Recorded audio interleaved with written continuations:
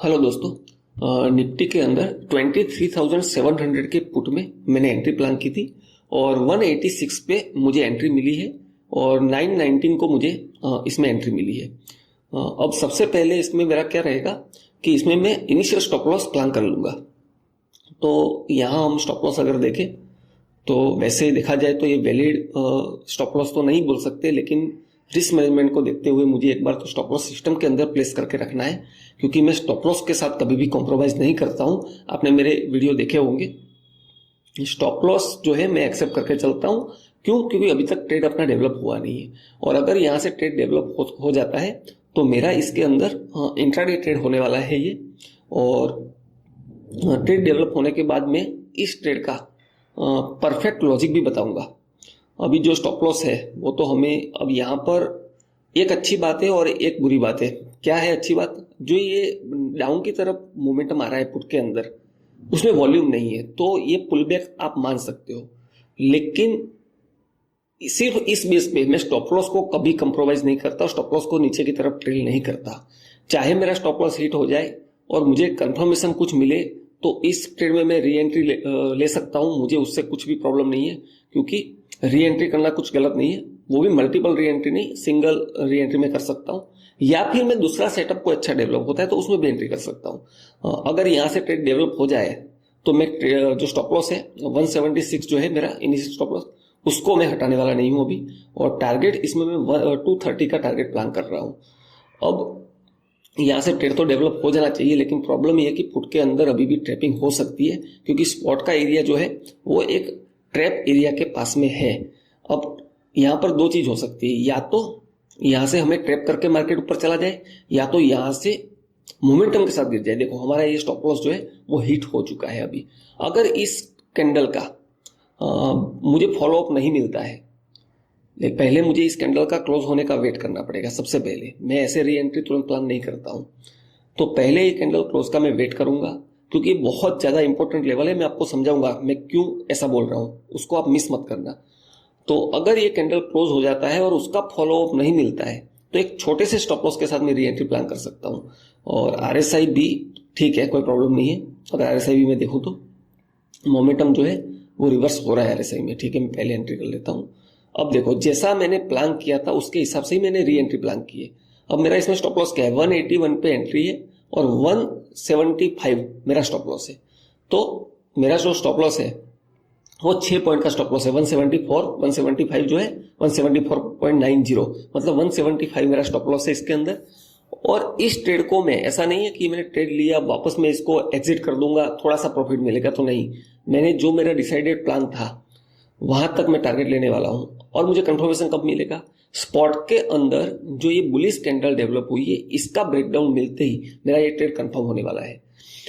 इस कैंडल का क्लोज का हमें वेट करना पड़ेगा। मैंने अर्ली एंट्री इसलिए ली है क्योंकि मैं री एंट्री जो है वो मिनिमम स्टॉप लॉस के साथ प्लान करता हूँ। मैं 3-4-5 पॉइंट्स ज्यादा स्टॉप लॉस री एंट्री में कभी भी नहीं प्रेफर करता हूँ। हाँ, ये बात जरूर है, सेटअप के हिसाब से इनिशियल स्टॉप लॉस मेरा 20 पॉइंट तक भी हो सकता है, लेकिन मैं री एंट्री बड़े स्टॉप लॉस के साथ कभी भी प्लान नहीं करता हूँ। और अच्छी बात है कि हमारा ट्रेड ये कंफर्म हो चुका है। और मैं इतना जल्दी कंफर्म क्यों बोल रहा हूँ इस बार? क्योंकि ये बहुत अच्छा लेवल है 23,600 का लेवल। और मैं क्यों बता रहा हूँ, ये ट्रेड में जो भी होगा रिजल्ट इसका, जैसे मेरा प्लान क्या है टारगेट का 230 के अपसाइड में मिनिमम इसका ब्रेकआउट चाहिए मुझे, 230 के आसपास का।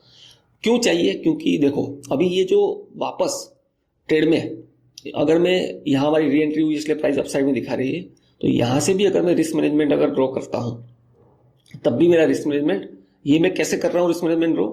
मैं कर रहा हूँ, मान लो कि हमारी इसमें री एंट्री नहीं होती और अब एंट्री होती तो वहां से काउंट कर रहा हूँ। वैसे हमारी एंट्री 181 पे हुई है, री एंट्री जो हुई है, तो हमें जो है बाद में इसको रिवाइज करके 181 से ही काउंट करना है कितना रिस्क रिवॉर्ड रेशियो मिलता है। लेकिन अभी मैं टेम्पररी ये सोच के चल रहा हूँ कि हमारी री एंट्री नहीं होती तो हमारा ट्रेड जस्ट इनिशिएट हुआ है। तो स्टॉप लॉस जो है, अब मैं यहाँ पर क्या प्लान कर रहा हूँ, स्पॉट के अंदर मिनिमम मुझे इस लेवल का जो इनिशियल डिमांड हुई है इसके नीचे मुझे क्लोजिंग मिल जाए स्ट्रॉन्ग। अगर वो क्लोजिंग मुझे स्ट्रॉन्ग मिल जाती है फिर तो इसमें 99% चांस होने वाला है कि हमें जो है 230 का टारगेट मिल सकता है। अब मैं इतना श्योर क्यों हूँ? इतना श्योर इसलिए हूँ क्योंकि मैं ऑप्शन चेन के अंदर भी स्पेशली जब टारगेट काउंट करता हूं तब आईवी और डेल्टा से कैलकुलेशन करता हूं प्रीमियम का। जैसे 23,700 का जो पुट है उसका जो डेल्टा अभी जो चल रहा है उस डेल्टा के हिसाब से मैं हमेशा in the money option premium में काम करता हूं। मोस्टली अभी भी 8 सेकंड बाकी है, क्लोजिंग मिलने वाली है हमें इस डिमांड जोन के नीचे, तो हमारा ट्रेड जो है वो अभी सेफ होने वाला है।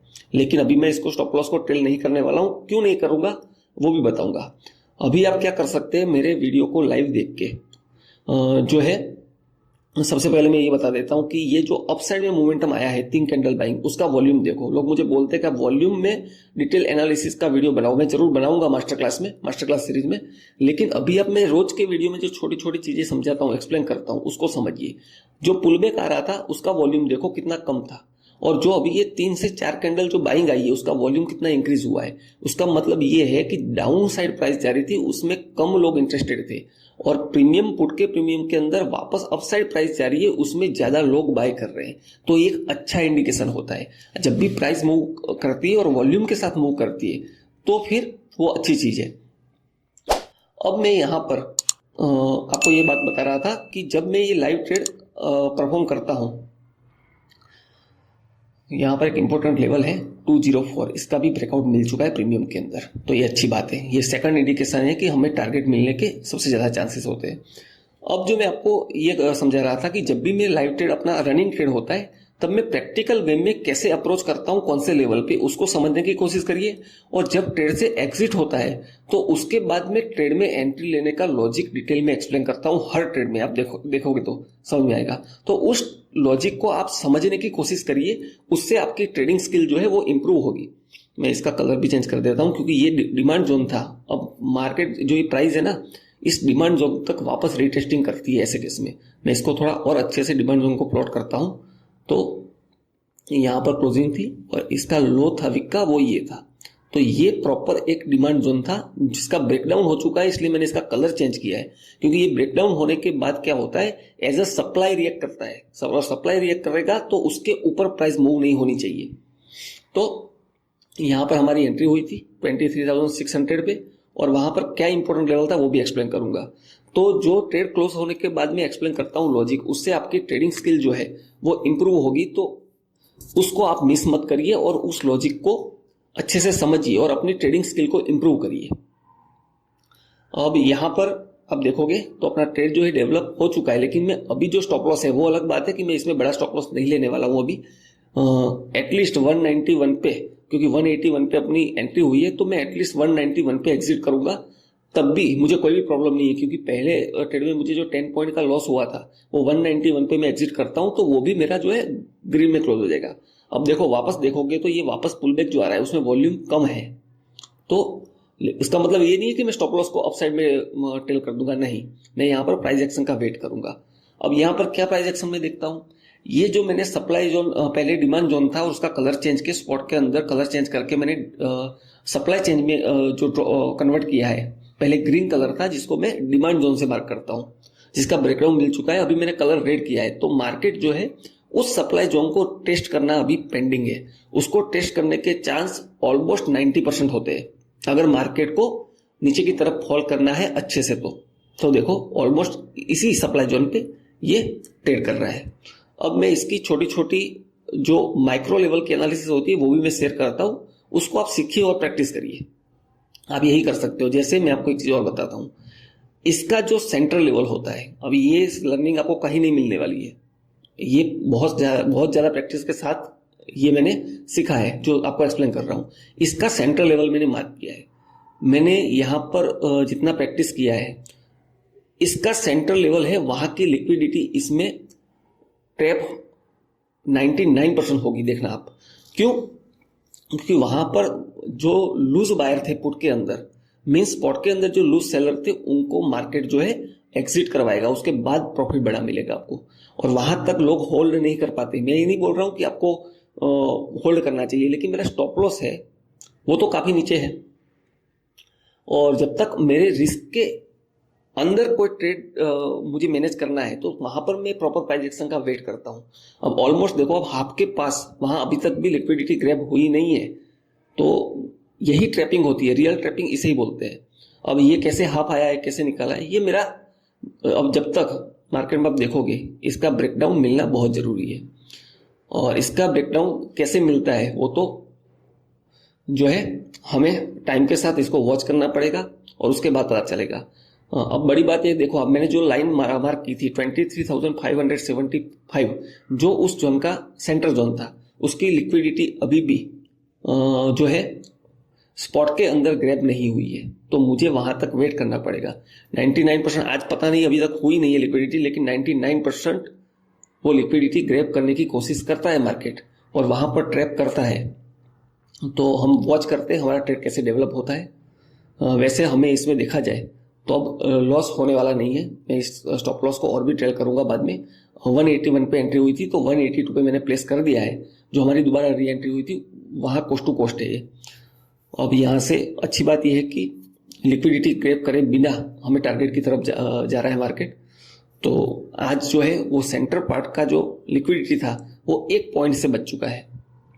कोई नहीं, हर बार हम एक्यूरेट सही हो ऐसा हो नहीं सकता है, लेकिन हम फिर भी वॉच करेंगे। और टारगेट तो पूरा मैं 230 से अप साइड में टारगेट लेने की कोशिश करूंगा। मैंने स्टॉप लॉस ऑर्डर कैंसिल कर दिया और यहाँ पर मैं सेल ऑर्डर प्लेस करके रख सकता हूँ, ताकि मार्केट अगर स्पाइक में यहाँ पर चला जाता है तो मेरा टारगेट जो है बुक हो जाएगा। नहीं तो हमें प्राइस एक्शन के हिसाब से वेट करना पड़ेगा। तो देखते हैं। आज प्रॉब्लम ये है कि वो लिक्विडिटी ग्रैब होनी चाहिए थी, लेकिन वो लिक्विडिटी ग्रैब हुई नहीं है। तो यहाँ पर मुझे थोड़ा फियर फील होता है, क्योंकि अगर वो लिक्विडिटी ग्रैब हो जाती तो मैं ज़्यादा कॉन्फिडेंटली इस ट्रेड को होल्ड कर पाता। तो देखते हैं, वैसे भी हमें इसमें लॉस होने वाला है नहीं। तो ये वापस उसी लेवल से स्ट्रॉन्ग बाइंग दिखा रहा है निफ्टी के अंदर, और प्रीमियम के अंदर भी रिजेक्शन आ रहा है। लेकिन अच्छी बात यह है कि ये रिजेक्शन के अंदर भी वॉल्यूम नहीं है। पहले मैं इस ऑर्डर को कैंसिल कर देता हूँ, क्योंकि नीचे मुझे स्टॉप लॉस प्लेस करना पड़ेगा। ऐसा ना हो हम ओवर कॉन्फिडेंस में जो हमारा लॉस है इस ट्रेड को लॉस में कन्वर्ट कर ले। अब देखो ये कितनी बड़ी कैंडल डेवलप हुई है। अब वापस मुझे वही वेट करना पड़ेगा, उस सेंटर जोन का लिक्विडिटी ग्रैब होता है कि नहीं होता है, वहां तक वेट करना पड़ेगा। और मैं हमेशा फोकस करता हूं प्रोसेस फॉलो करने पे। मैं जो ये प्रॉफिट और लॉस दिखता है उसके ऊपर मेरा फोकस कम रहता है, और ज्यादा फोकस रहता है कि मैं जो सही प्रोसेस है, जो मेरा प्रोसेस डेवलप हुआ है, उसको मैं वेट कर पाता हूँ कि नहीं। वैसे इसका ब्रेकआउट दे दिया था प्रीमियम के अंदर और वहां से रिजेक्शन मिल रहा है, तो एक अच्छी बात नहीं है। लेकिन अभी भी हमारा सेंटर पार्ट का लिक्विडिटी ग्रैब होना पेंडिंग है, तो मैं उसी का वेट कर रहा हूं। अगर वो ग्रैब हो जाती है तो उसके बाद मैं स्टॉप लॉस को और टेल कर दूंगा बहुत ज्यादा पास में।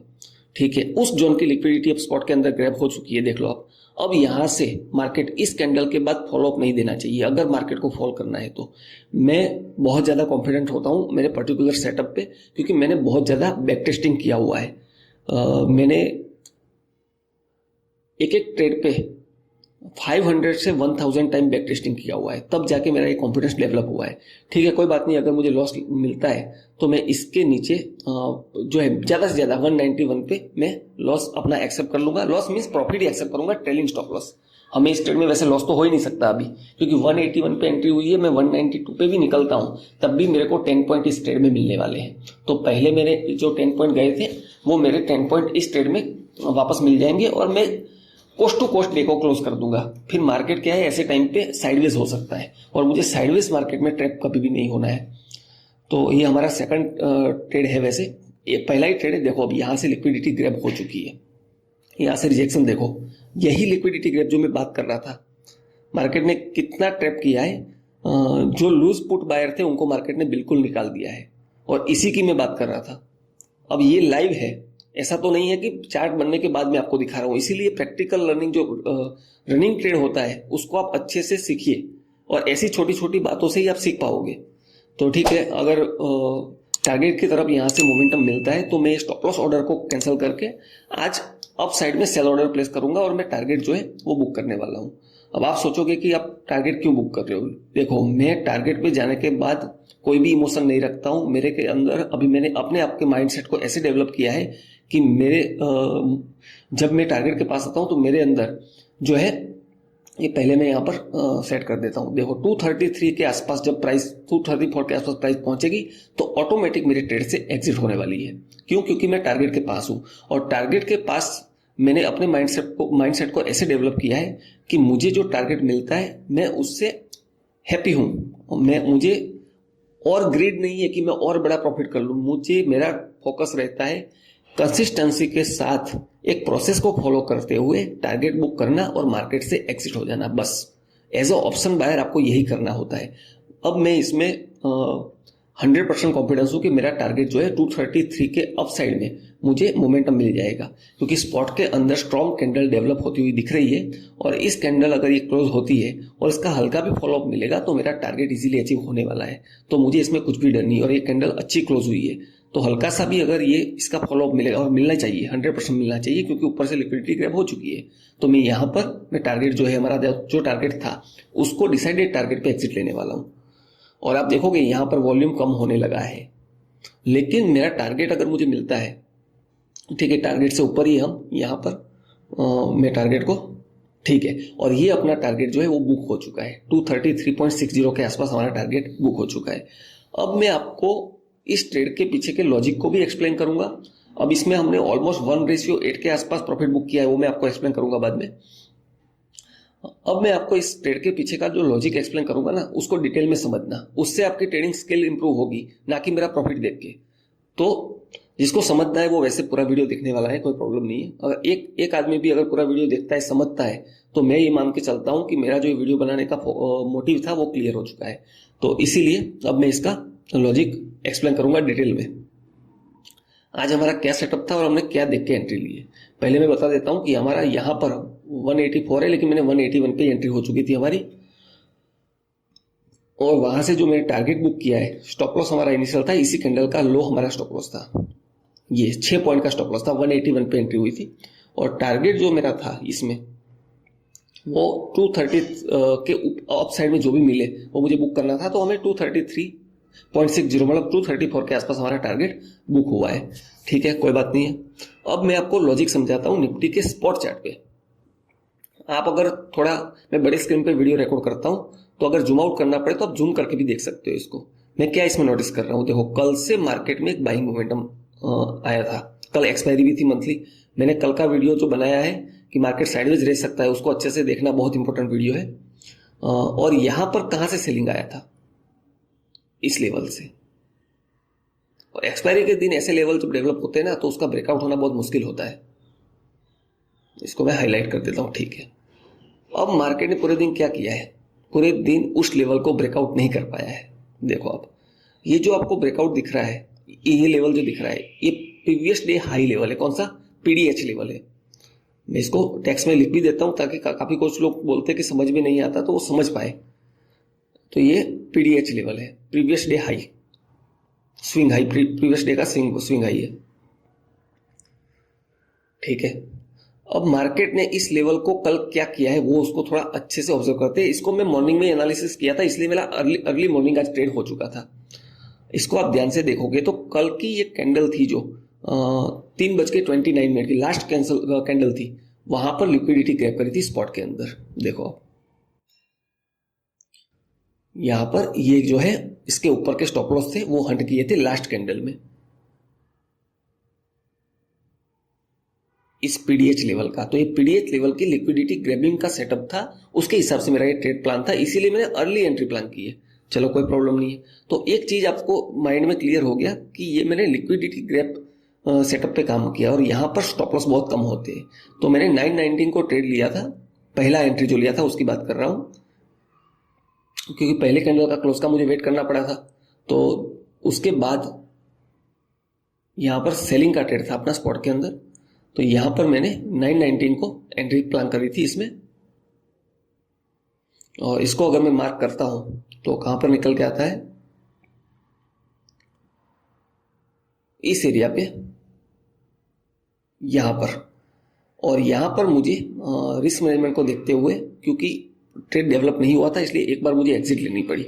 अब मैंने री एंट्री क्यों ली है वो भी आपको एक्सप्लेन करूंगा, और उसको भी आप अच्छे से समझना। मैं छोटे छोटे माइक्रो लेवल पे जो की जोन्स होते हैं उसको कैसे मार्क करता हूं। यहां पर आप देखोगे कि कितना टाइट कंसोलिडेट हुआ है मार्केट। ये एक्सपायरी का गेम है, एक्सपायरी के दिन ट्रैपिंग होती है। विक्स देखो, सारी कैंडल में विक्स देखो कितनी स्ट्रॉन्ग विक्स है। और इसका अगर मैं क्लोजिंग मार्क करता हूं, इसको मैं क्लोजिंग प्राइस भी आपको दिखाऊंगा मूव करके। पहले इसका कलर में चेंज कर लेता हूं ताकि अच्छे से विजिबल हो। ठीक है, तो इस जोन को अगर मैं क्लोजिंग, ये कैंडलस्टिक चार्ट है उसको मैं लाइन चार्ट में भी कन्वर्ट करके दिखाऊंगा आपको। ये लाइन चार्ट देखो, यहां से क्लोजिंग होती है और यहां पर क्लोजिंग है। तो मैंने दोबारा प्लान क्यों किया है, इसी लेवल की लिक्विडिटी वापस ग्रैब हो रही थी, यहां पर स्वाइप हो रही थी। अब मैं कैंडलस्टिक दिखाता हूं, देखो अब इस कैंडल को अगर लिक्विडिटी ग्रैब करनी है तो इसके अप साइड में फॉलोअप नहीं मिलना चाहिए। तो जैसे ही मुझे डाउन साइड का दिखा कंफर्मेशन, तो मैंने 181 पे यहां पर क्या किया, एंट्री कर ली थी, री एंट्री प्लान कर ली थी, और मेरा स्टॉप लॉस था सिर्फ 6 पॉइंट का। ठीक है, स्पॉट के अंदर अगर मैं मार्क करता हूं तो यहां मेरी री एंट्री हुई थी। जैसे इस लेवल के अंदर, इस बॉक्स के अंदर प्राइस मूव किया तो मैंने एंट्री कर ली थी लाइव। ठीक है, और मैंने टारगेट क्या लिया है, टारगेट भी आपको दिखाऊंगा। मेरा मिनिमम तो पहले इस बॉक्स का ब्रेकडाउन आना था, तो 935 पे मैंने इसको बुक किया है। तो मैंने 1:8, 1:7.59 स्पॉट के अंदर, तो ऑलमोस्ट 1:7 तो आप बोल ही सकते हो स्पॉट के अंदर, वो मैंने टारगेट अचीव किया है। तो जब आपको 1:7 टारगेट मिलता है तो आपको हैप्पीली इसको बुक करना चाहिए। तो यहां पर 233.90 पे हमारी एग्जिट होती है, 60 के आसपास। और जो हमारा स्टॉप लॉस था इसके अंदर वो कितना था, 181 पे तो हमारी एंट्री हुई थी, और इसके अंदर मेरा जो स्टॉप लॉस था वो ये मेरा स्टॉप लॉस था 6 पॉइंट का। तो स्पॉट प्रीमियम के अंदर भी मुझे 1:8 के ऊपर मेरा टारगेट जो है बुक हुआ है। तो ये एक बहुत अच्छा टारगेट है। तो ये सक्सेसफुली ट्रेड जो है अपना कंप्लीट हो चुका है। तो मैं समझता हूं कि आपको जो मैं एक्सप्लेन करने की कोशिश करता हूं उससे आपको हेल्प मिलती होगी, और इसी मोटिव के साथ मैं अपना वीडियो बनाता हूं डेली और आपको लर्निंग देने की कोशिश करता हूं। तो फिर से मैंने लिक्विडिटी का यूज करते हुए एक अच्छा ट्रेड जो है सक्सेसफुली हमारा कंप्लीट हो चुका है। अब मैं इसमें आपको जो अपने ऑर्डर्स है उसको भी मैं, यहाँ पर काफी लोग मुझे ये बोलते हैं कि आप अच्छे से, मतलब कुछ कमेंट ऐसे भी आते हैं कि अपना जो है पोजीशन है वो मुझे दिखाइए वगैरह। तो मैं अपने स्क्रीनशॉट डेली शेयर करता हूं, और आज मैं आपको स्क्रीनशॉट की जगह पर लाइव जो मेरा अकाउंट है वो भी दिखाऊंगा कि मैं जो सच में जो मेरा ट्रेड है, कितने बजे एंट्री हुई थी, कितने बजे एग्जिट हुई है, उसको आपको डिटेल में देखने को मिलेगा। तो वो भी मैं आपको दिखाने की कोशिश करता हूँ अभी। हेलो दोस्तों, तो ये मेरा अकाउंट है अपस्टॉक का, और ये यहाँ पर अभी ऑप्शन चेन ओपन है। मैं आपको डिटेल में मेरा P&L भी जो प्रॉफिट एंड लॉस जो है वो भी लाइव शेयर करूंगा। मुझे एक रिक्वेस्ट भी आई थी कमेंट में कि आप लाइव शेयर करिए, इसीलिए मैं कर रहा हूँ। अगर मैं होल्डिंग दिखाऊं, इसमें मैं सिर्फ और सिर्फ ऑप्शन ट्रेडिंग करता हूँ, तो अभी मेरी करंट होल्डिंग कुछ भी नहीं है, देखो। और ओवरऑल P&L जो है मेरा पोजीशन आज की, वो आज की मेरी ओवरऑल जो पोजीशन है वो मेरा प्रॉफिट है डे P&L 12,491। अब जो पहला हमने एंट्री लिया था इसमें हमारा 3,000 के आसपास लॉस था, उसको कवर करके ये प्रॉफिट है 12,491। अब आपको ऑर्डर भी दिखाऊंगा डिटेल में। देखो ये टोटल, यहाँ अभी कोई भी पेंडिंग ऑर्डर नहीं है, और ये क्लोज है, जो ऑर्डर खत्म हो चुके हैं वो।